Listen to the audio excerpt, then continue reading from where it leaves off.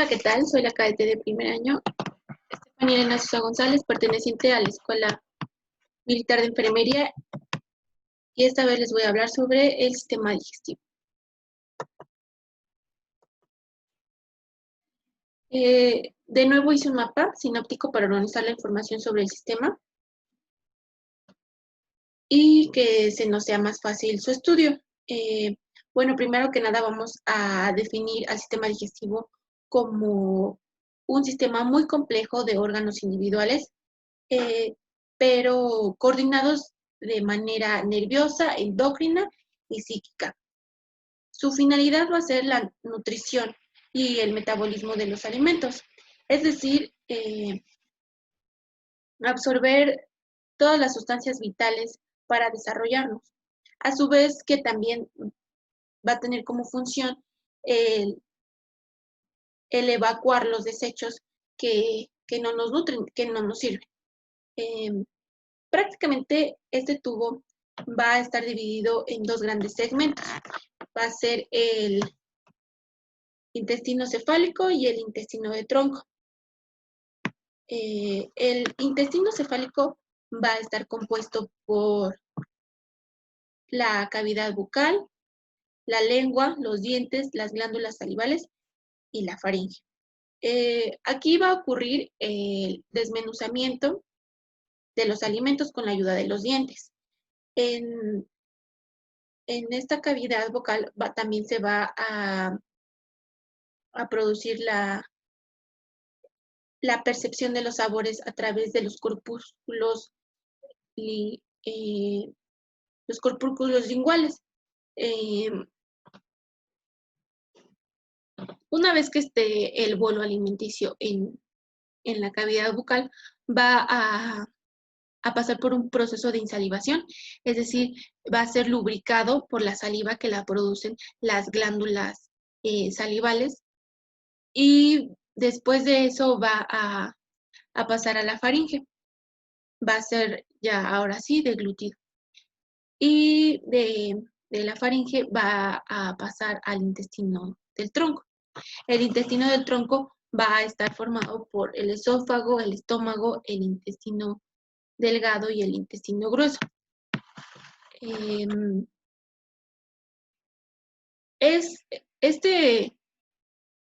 Este intestino del tronco va a tener un patrón de capas. Va a tener una mucosa, una submucosa, una muscular y una serosa, o también conocida como adventicia, que es la más superficial. Pero habrá, dentro de este patrón va a haber algunas diferencias histológicas de acuerdo a sus características de funciones particulares, a sus características fisiológicas, las cuales pues las veremos un poco después. Va a tener una serie de glándulas también que van a ser particulares de cada segmento del tubo. El esófago va a conducir el alimento de la faringe hacia el estómago, donde se va a almacenar, ya que el estómago funciona como un reservorio de alimento, y es donde va a comenzar el proceso digestivo. Vamos a mencionar que el medio interno del estómago es demasiado ácido. Esto es para destruir algunos gérmenes en los alimentos y crear condiciones previas a la actividad enzimática que se va a realizar para la degradación del alimento. En el intestino delgado, que va a estar formado, como se muestra aquí en la división, por el duodeno, yeyunio e ilion, se van a cumplir ciertas funciones que son características de nuestro sistema, que va a ser la digestión.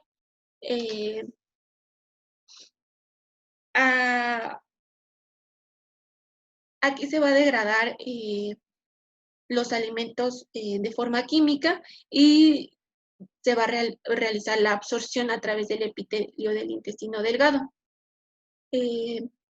para que se vaya a las vías sanguíneas y linfáticas de la pared intestinal. También vamos a resaltar que el ilion es la porción final de este segmento de intestino delgado y va a estar, va a tener presente las placas de Pleyer, que son estructuras fundamentales para nuestro sistema inmunitario. El intestino grueso va a estar formado por el ciego con su apéndice vermiforme, el colon, el recto y el ano.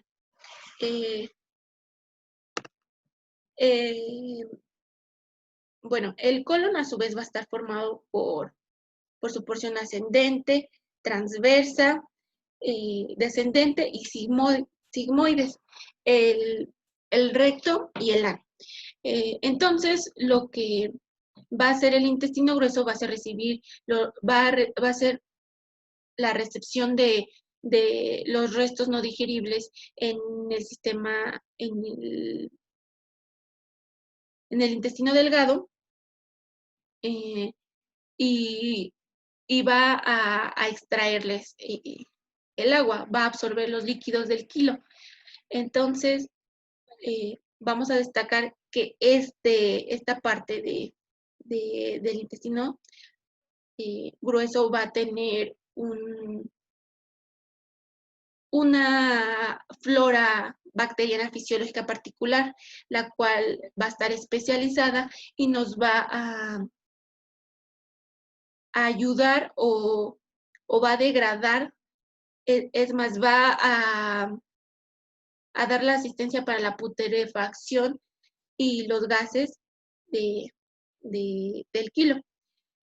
Otras estructuras importantes y fundamentales para el proceso digestivo son las dos glándulas anexas, que es el hígado y el páncreas. El hígado va a tener la vesícula biliar, alojada la vesícula biliar, y el páncreas va a tener islotes de Langerhans, los cuales van a sintetizar insulina y glucagón, entre algunas otras hormonas. La vesícula biliar, pues, va a producir la bilis, que vamos a mencionar que la bilis va a ser fundamental para la degradación de grasas y su digestión. Bueno, ahora que ya tenemos un panorama general de lo que es el sistema digestivo, vamos a verlo un poco más detallado. Entonces, el intestino cefálico va a estar formado primeramente por la cavidad bucal. La cavidad bucal va a va a estar limitada por los labios anteriores, lateralmente por las mejillas, el paladar va a formar su límite superior y el piso de la boca va a ser el límite inferior. Va a tener componentes que van a ser los dientes, la lengua y las glándulas salivales. Los dientes van a ser estructuras que van a romper nuestro alimento de primera instancia.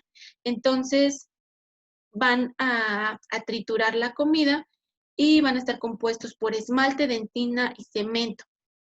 Se van a incrustar por medio de la articulación gónfosis en los alvéolos dentales, en los maxilares. Un adulto va a tener 32 dientes, 16 dientes van a estar en cada maxilar, 4 van a ser incisivos, que van a cortar el alimento, 2 van a ser caninos, que van a despedazar, y 4 van a ser premolares, y 6 van a ser molares que trituran. En la infancia vamos a tener solamente 20 dientes. Cada diente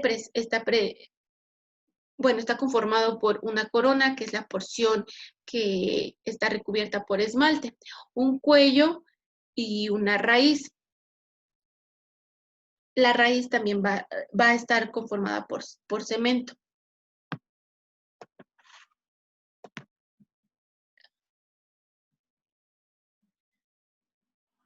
Bueno, aquí podemos ver la estructura histológica de los dientes. Esta va a ser su raíz, su dentina de la corona, que va a ser la cubierta de esmalte, y vamos a tener que el cemento la va a acompañar hasta la raíz. Aquí vamos a ver, aquí están la fórmula dentaria que ya mencioné.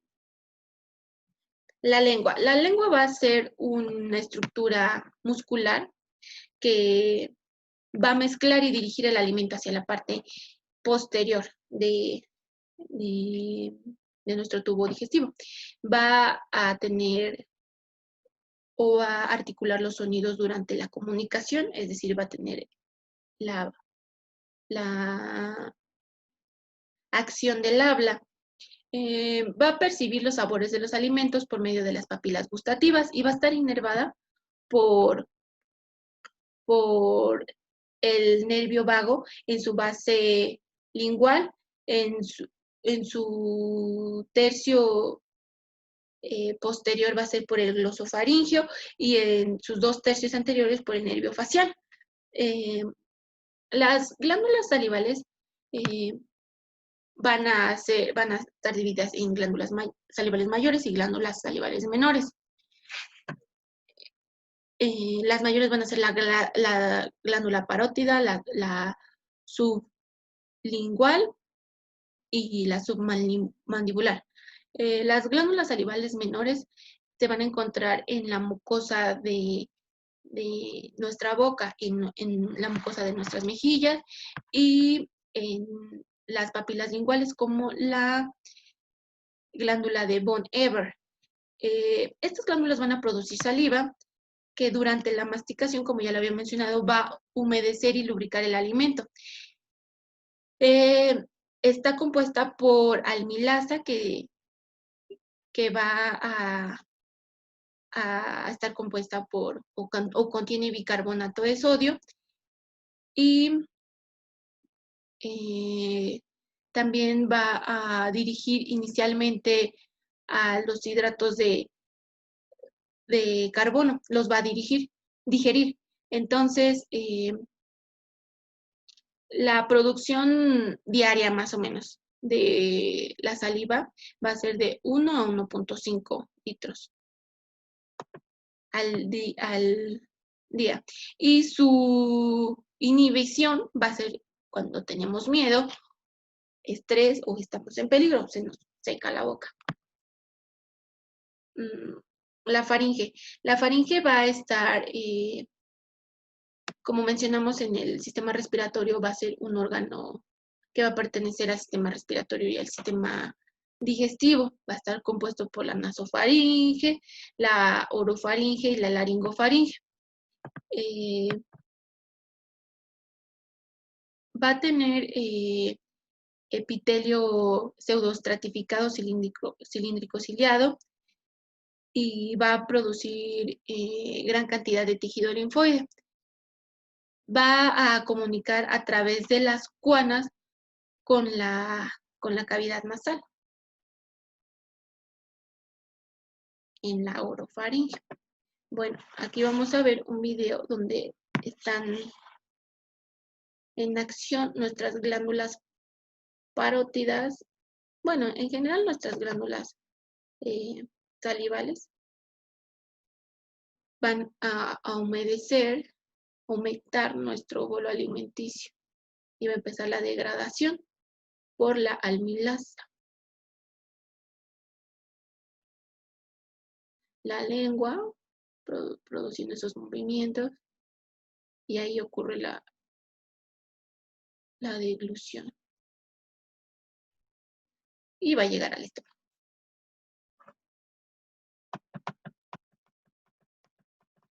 El intestino del tronco. El intestino del tronco vamos a tener una estructura general que ya, una estructura tisular general, ya habíamos mencionadola, va a tener mucosa que va a tener epitelio simple, esta va a ser la capa más interna, la submucosa con tejido conjuntivo con muchas glándulas y vasos sanguíneos. La capa muscular externa va a tener 2 capas, la la capa muscular interna va a tener orientaciones circulares o radiales, y la capa muscular externa va a tener orientación longitudinal, va a ser un músculo longitudinal. La serosa va a ser la capa más externa y va a tener tejido conjuntivo y epitelio estratificado. Aquí vamos a ver el patrón de capas de nuestro sistema. Van a estar las criptas, aquí está la serosa, que es la parte más superficial, la muscular la muscular externa y sus capas de músculo circular y sus capas de músculo longitudinal. La submucosa, que ya habíamos mencionado que iba a tener muchos vasos linfáticos y vasos sanguíneos. Va a tener criptas y va a tener vellosidades. Estas van a ser las vellosidades y las criptas van a ser las invaginaciones. Los movimientos peristálticos van a ser contracciones coordinadas de las dos capas de músculo liso y la capa muscular externa. Producen movimientos de mezcla y movimientos ondulatorios que van a propulsar el alimento hacia lo largo de nuestro tubo digestivo. Los esfínteres van a ser bandas anchas por el engrosamiento de la capa muscular circular, de la capa muscular externa circular. Estos van a actuar como válvulas y van a permitir el paso de un segmento del tubo digestivo a otro. Tenemos que los esfínteres más o los esfínteres principales van a ser el esfínter esofágico superior, el esfínter esofágico inferior, que va a ser el cardias, que aquí se encuentra, que lo estamos viendo, el esfínter pilórico anal, aquí está, el cardias está acá, el pilórico acá, y el esfínter anal, que va a ser el que va a permitir el desecho, la acción de desechar las heces fecales. La inervación va a ser dada por el plexo de Auerbach o plexo mientérico, también se conoce así, y va a encontrarse sus ganglios entre la capa entre la capa circular y longitudinal de la capa muscular externa. Aquí lo podemos ver. Aquí está. Entre la capa muscular circular y entre la capa muscular longitudinal va a estar nuestro plexo de Auerbach. Y el otro plexo va a ser el plexo de Meissner y se va a encontrar sus ganglios van a estar en la capa submucosa, como aquí se puede ver.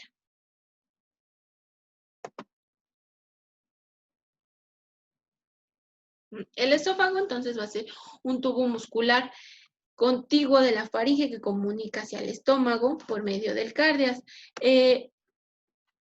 Este tubo va a atravesar el diafragma por medio del hiato esofágico y va a impedir el reflujo del jugo gástrico por medio de su contracción tónica. Una vez que el alimento llegue al estómago,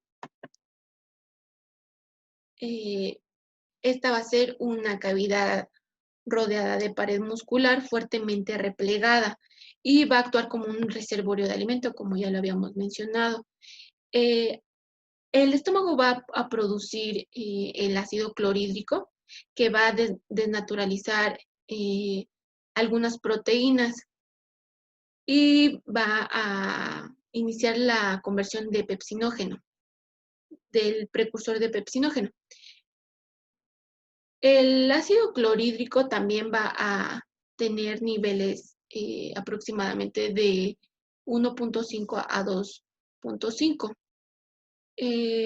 Va a crear un jugo muy potente que va a ser el jugo gástrico.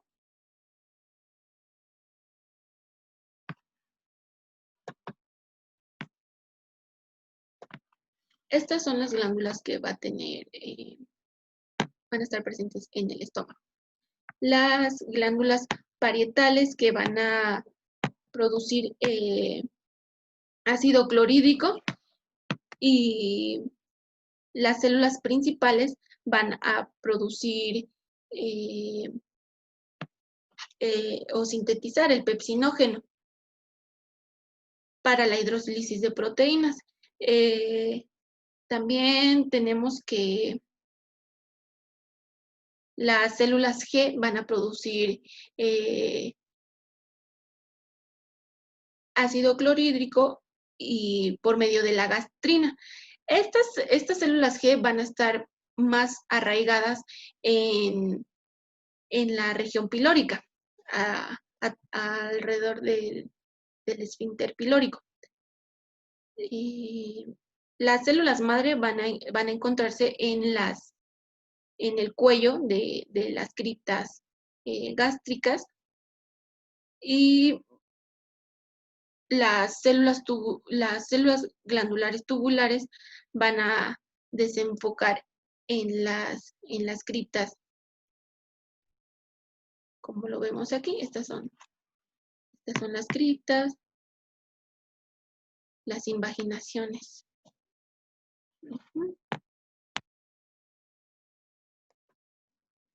Bueno, estas van a ser...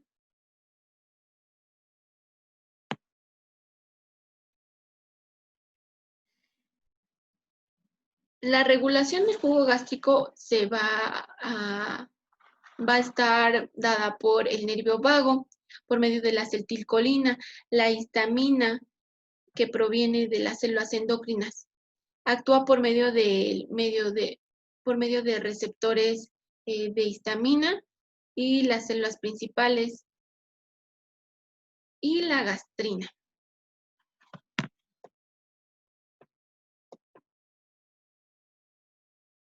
El intestino grueso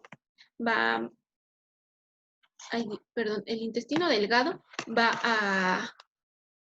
a medir de 3 a 4 metros de longitud, y su función va a ser digerir y absorber los alimentos. Esta función es asistida por las glándulas anexas, que van a ser el hígado y el páncreas.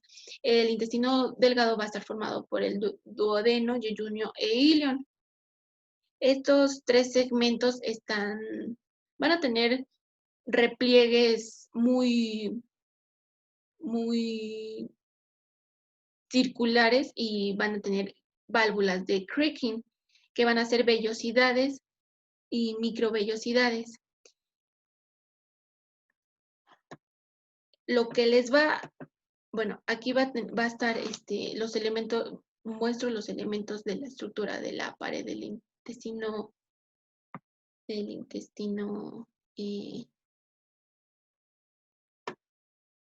delgado.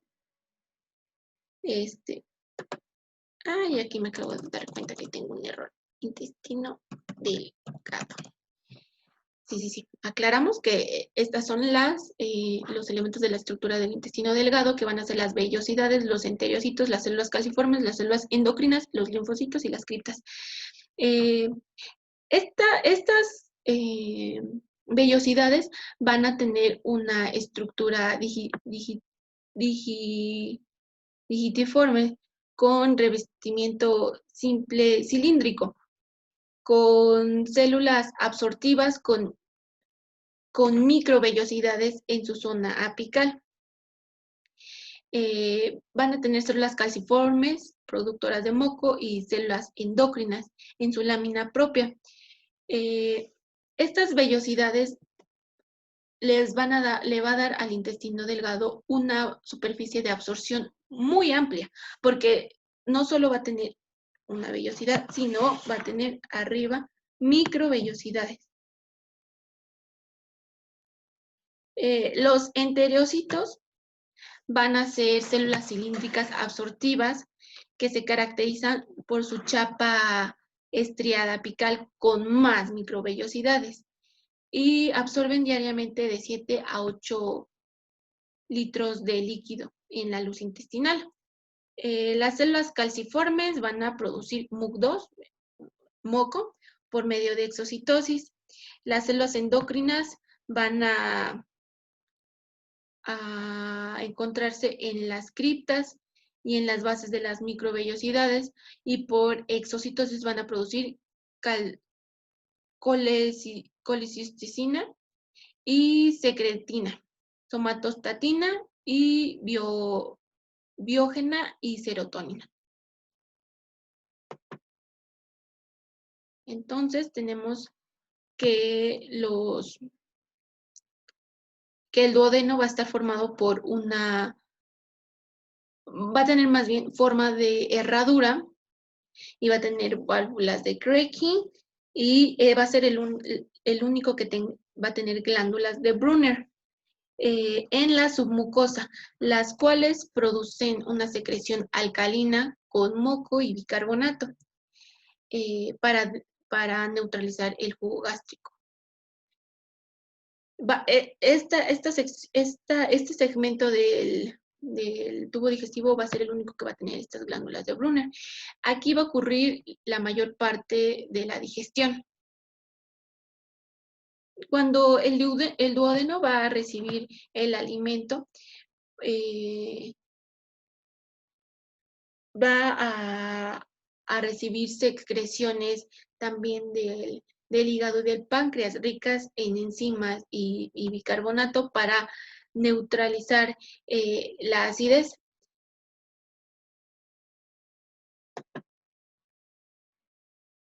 El yeyuno y el ilion, aquí va a ocurrir la mayor absorción de nutrientes. El yeyuno es el segmento más largo del intestino delgado y va a tener placas de Krekin más altas y después se van a tornar más bajas como vaya avanzando el tubo. En el ilion, que va a ser la porción más distal del intestino delgado, va a contar con válvulas de Krekin muy bajas y separadas. También va a tener tejido linfático que acumulan linfocitos B y T en las placas de Player, que son componentes del sistema linfático. Aquí vemos que en el ilion va a tener sus placas de Player. El intestino grueso, va a conformarse por el colon ascendente, transverso, descendente y sigmoides. Su función esencial es la reabsorción de agua. Es decir,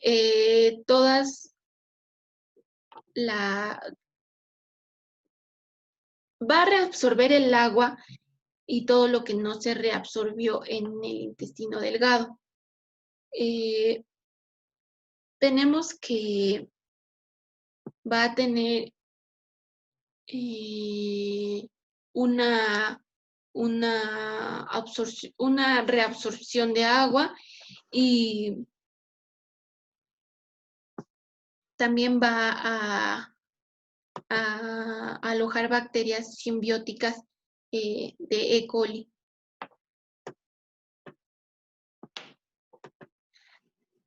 Aquí va a tener unas células absorbivas muy prominentes.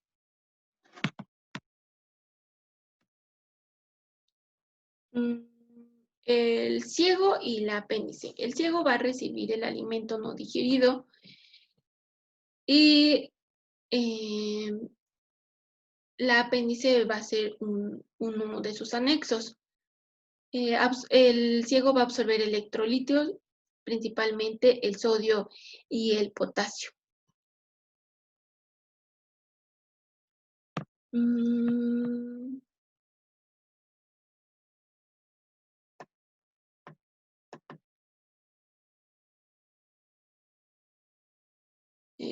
El colon va a tener una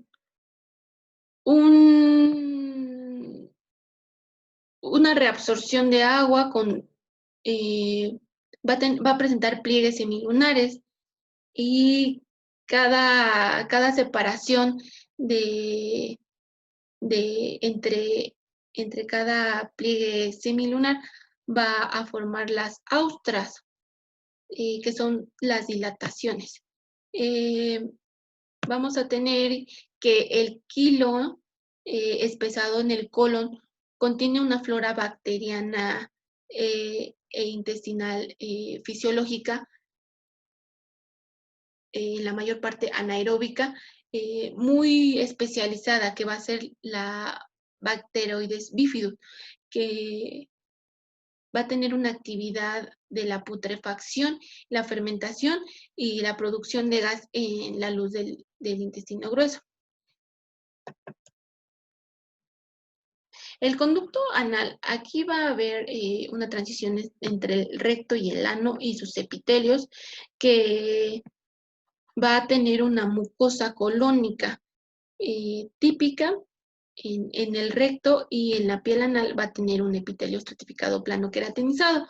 En este conducto se va a expulsar controladamente las producciones finales de nuestro metabolismo. Las glándulas accesorias. Las glándulas accesorias van a ser el hígado y el páncreas. El hígado va a ser un órgano muy voluminoso que va a estar situado debajo del diafragma. Este órgano va a producir la bilis, y esta bilis va a estar compuesta por agua, iones de bicarbonato, sodio, calcio y bilirrubina. La bilirrubina, recordemos que es creada por la muerte de los eritrocitos. Entonces, tenemos que la bilis va a ser muy importante para emulsificar las grasas. Va a hacer que las grasas sufran una separación, porque los ácidos biliares las van a rodear, las van a dividir y van a formar mucinas. Entonces, las hacen más pequeñas, y va a pasar que, o así más bien, una lipasa pancreática las va a digerir más fácilmente y van a poder entrar al torrente sanguíneo. Otra función importante del hígado va a ser el control del colesterol, ya que cuando en el torrente sanguíneo está elevado, pues lo va a degradar. Esta va a ser la unidad funcional de nuestro hígado, que va a ser el hepatocito. La vesícula biliar simplemente va a almacenar, o va a hacer un reservorio de bilis, y va a estar conectada con nuestro duodeno por el colédoco. Y el conducto pancreático también va a comunicarse con el duodeno por medio de la ampolla de Barré, aquí en la segunda porción del duodeno. El páncreas va a ser otra glándula anexa, y va a ser una glándula mixta. Este órgano va a producir jugo pancreático, el cual está conformado por iones, agua, almilasa pancreática, y van a degradar el almidón y la tripsina. Sus islotes de Langerhans van a producir hormonas. Las células alfa van a producir el glucagón, las células beta van a producir la insulina, las células deltas van a producir la somatostatina y las células gamma van a producir el polipéptido pancreático para que se viertan en la sangre estas hormonas. Vamos a mencionar que nuestro páncreas tiene una acción esencial regularizando el metabolismo, ya que regula los niveles de glucosa en la sangre y modula la acción del páncreas exócrino, o sea, las secreciones que va a producir el páncreas exócrino. Bueno, pues esos son los puntos más fundamentales sobre nuestro sistema digestivo.